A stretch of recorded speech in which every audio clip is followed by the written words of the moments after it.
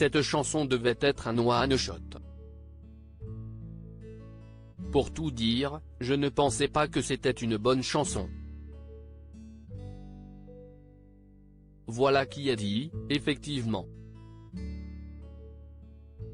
Patrick Bruel ne parle pourtant pas de n'importe quel titre de son répertoire mais probablement de son plus grand tube, Place des grands hommes, sorti en 1989. Ce titre, au départ, il n'était prévu que pour cette émission de télé, a rappelé Éric Dussart qui recevait le chanteur sur RTL, ce samedi 6 mai, pour On refait la télé. L'émission en question à laquelle fait référence l'animateur radio n'est autre qu'Avis de recherche, présenté par Patrick Sabatier sur TF1 de 1980 à 1990 et pour laquelle l'interprète de Qui a le droit voulait composer un titre à l'occasion de sa participation, le 24 février 1989, a précisé le principal intéressé au micro de RTL. L'auteur-compositeur-interprète de 63 ans était alors chargé de composer la mélodie tandis qu'il avait demandé à Bruno Garcin d'en rédiger le texte. Ce dernier ayant été le premier à s'acquitter de sa tâche, il avait laissé les paroles à Patrick Bruel afin qu'il compose la musique. Quelques jours plus tard, Bruno Garcin avait recontacté le musicien afin de savoir s'il avait été inspiré.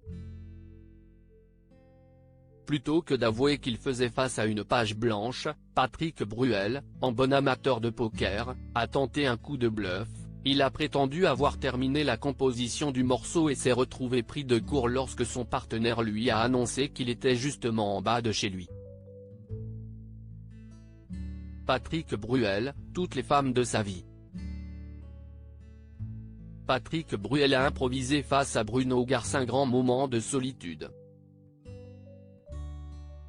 Bruno Garcin, monte, j'ai le texte, j'ai la guitare. Je m'en rappelle comme si c'était hier, je suis assis sur une chaise du salon, j'ai mis le texte par terre comme ça me permet de ne pas lever la tête. Je lis le texte et je compose en temps réel cette musique que je trouve naze, mais je m'en fous, il faut bien que je joue quelque chose, a ainsi raconté le chanteur de marre de cette nana-là au micro de RTL. Après avoir fini d'interpréter en totale improvisation ce qui deviendra l'un des plus grands tubes de sa carrière, Patrick Bruel avait alors découvert son auditeur si ému qu'il en avait les larmes aux yeux.